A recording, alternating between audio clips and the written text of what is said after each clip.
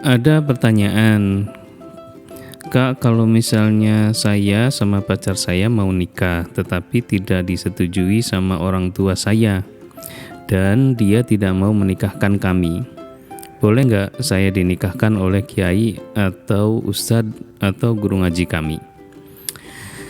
Nah, gini ya, jika kamu mau menikah, tetapi orang tuamu tidak setuju, baik tidak setuju kamu nikah atau tidak setuju pada pasanganmu, kamu tidak bisa begitu saja cari kiai atau guru ngaji atau siapalah untuk menikahkan. Dalam Islam, salah satu rukun nikah yang tak boleh tergantikan adalah wali, yang secara harfiah dia berarti penjamin, pelindung atau pemimpin. Kayaknya masalah wali atau wali nikah ini sering banget deh ditanyain sama anak-anak muda zaman now. Jadi pertanyaannya biasanya, apa sih yang dimaksud dengan wali nikah? Apa bedanya dengan wali murid atau wali songo lah gitu ya. Selain wali, apa saja yang harus ada agar akad nikah dipandang sah menurut syariah kan gitu ya. Dalam urusan pernikahan atau juga dalam ibadah lainnya, kita mesti tahu nih bahwa ada yang disebut dengan rukun dan syarat. Nah, kedua hal itu harus dipenuhi agar pernikahan dianggap sah. Bagian-bagian atau pihak-pihak yang harus ada dalam pelaksanaan akad nikah itulah yang disebut dengan rukun nikah. Kalau bingung dengan istilah rukun, pokok lah gitu ya, pokoknya nikah ya. Kata yang sama seperti dalam kata rukun Islam atau rukun iman. Kata rukun sendiri berasal dari kata bahasa Arab yaitu rukun atau arkan yang berarti tiang. Jadi rukun nikah itu ya berarti bagian-bagian pokok yang menentukan sah atau tidaknya sebuah akad nikah. Nah, sekarang kita masuk nih ke rukun nikahnya dulu ya. Ada 5 rukun nikah yang harus ada pada waktu pelaksanaan nikah. Yang pertama, calon pengantin laki-laki dan calon pengantin perempuan. Kemudian wali, 2 orang saksi, dan ijab qabul nikah. Kelima hal inilah yang harus ada dalam pelaksanaan akad nikah. Tapi kita juga mesti tahu nih bahwa kalimat ada di sini berarti dapat dipastikan keberadaannya di dunia atau masih hidup dan ada di suatu tempat. Sebab bisa jadi ada satu rukun yang tidak ada atau tidak hadir di majelis akad nikah, tetapi akadnya masih tetap sah. Pusing kan? Jadi gini nih, misalkan calon pengantin perempuan tidak ada di gedung pernikahan, tapi dapat dipastikan ia ada di rumah. Nah, contoh lain misalkan ayah seorang perempuan atau wali nikah, dia ada di kota Bandung, kemudian dia pergi mendatangi calon pengantin laki-laki di Jakarta, lalu melaksanakan ijab qabul dengan disaksikan 2 orang saksi, maka akad nikahnya ya sah juga gitu ya. Nah, contoh yang lainnya, misalkan ada ayah seseorang tinggal di Malaysia dan tidak bisa datang ke Bogor untuk melaksanakan ijab qabul. Namun, ia telah mewakilkan kepada seseorang untuk melaksanakan ijab qabul di Bogor.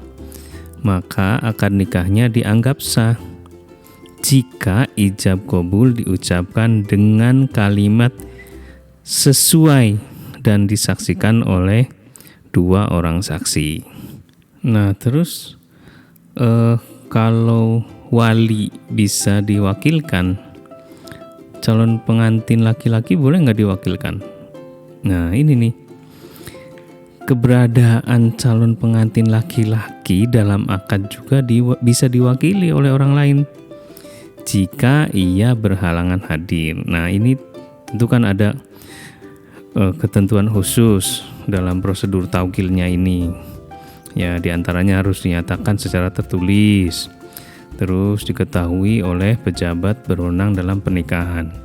Ini tentu dimaksudkan kan agar telak di kemudian hari tidak ada lagi tuntutan dari orang yang diwakili itu. Sekarang kita ngobrol sedikit lebih jauh nih tentang rukun nikah ya. Rukun nikah yang paling utama itu kan calon pengantin laki-laki dan calon pengantin perempuan. Keduanya harus saling ridho dan rela menerima calon pasangan masing-masing. Keriduan keduanya ini dinyatakan dalam surat persetujuan mempelai yang mereka tanda tangani. Mengapa mereka harus saling setuju? Gini, mereka kan akan hidup bersama sampai akhir hayat nih.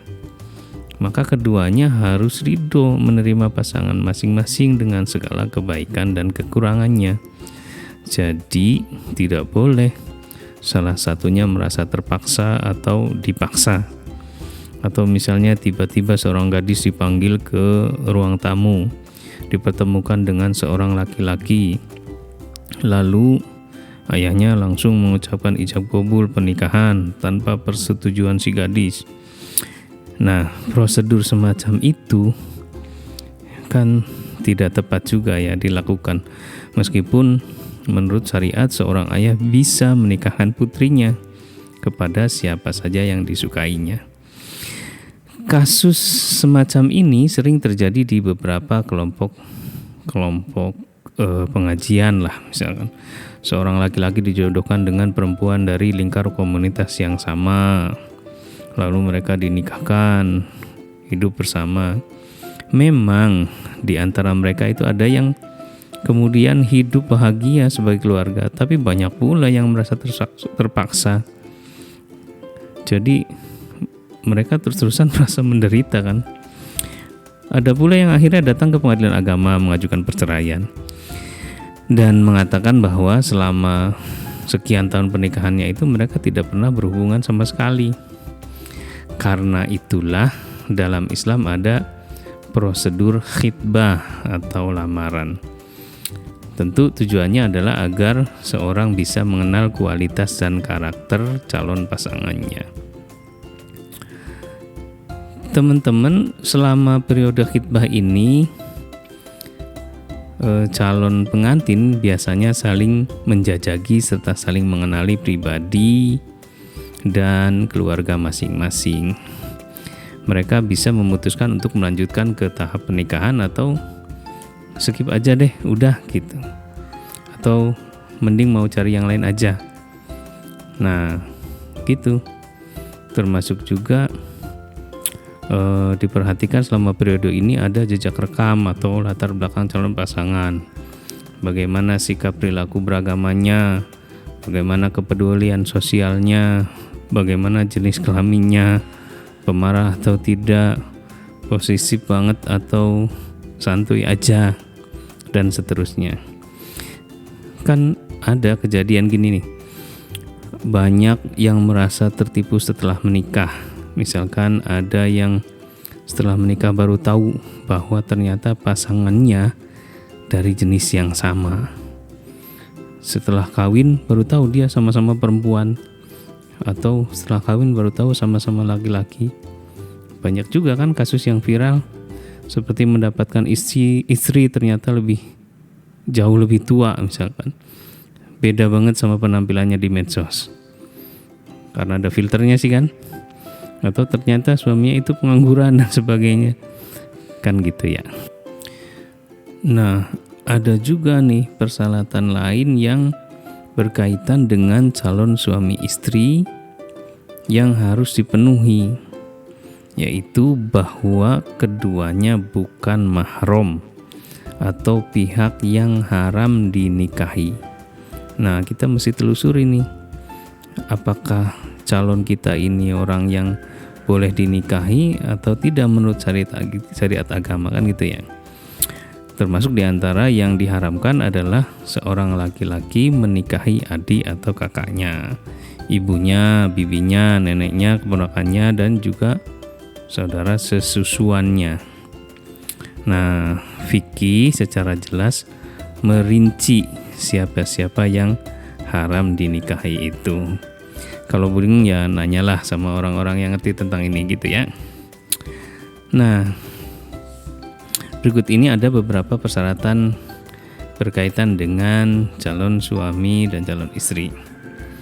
Calon suami syaratnya agamanya Islam, jelas keberadaannya sebagai laki-laki, orangnya dikenal dan dipastikan jati dirinya, tidak ada halangan untuk menikahi calon istrinya, rela atau tidak dipaksa untuk menikahi calon istrinya, tidak sedang mempunyai 4 orang istri. Jadi kalau orang yang udah istrinya 4, dia udah nggak bisa lagi nambah gitu.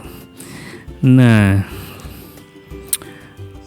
sekarang kalau persyaratan untuk istrinya, yang pertama dia beragama Islam, jelas keberadaannya, bukan khunsa. Ya, khunsa itu sebutan untuk perempuan yang berkelamin ganda. Sebenarnya sih bukan banci ya, tapi perempuan yang berkelamin ganda. Jadi ada kemungkinan dia bisa jadi laki-laki atau jadi perempuan. Orang yang dikenal dan dapat dipastikan jati dirinya, halal dinikahi oleh calon suaminya, tidak ada dalam ikatan pernikahan dengan laki-laki lain, atau masih dalam masa iddah. Itu ya, keterangannya nantilah kita lanjutkan. Terus ada lagi persyaratan lain yang berkaitan dengan calon pengantin, yaitu usianya ya. Di Indonesia, selain ketentuan syariat, umat Islam juga harus mengikuti ketentuan hukum perkawinan. Nah, negara Indonesia ini menetapkan bahwa batas usia minimal seorang bisa menikah adalah 19 tahun, baik laki-laki maupun perempuan. Maka akan lebih baik jika keduanya minimal lebih dari itu, yaitu ditentukan 21 tahun. Penetapan batas minimal dan batas ideal di usia perkawinan itu tidak sembarangan atau sewenang-wenang, tetapi didasarkan atas kajian dan penelitian. Maka berdasarkan kajian psikologi, usia 21 dianggap usia yang cukup matang bagi seseorang untuk menjalani kehidupan rumah tangga. Gitu.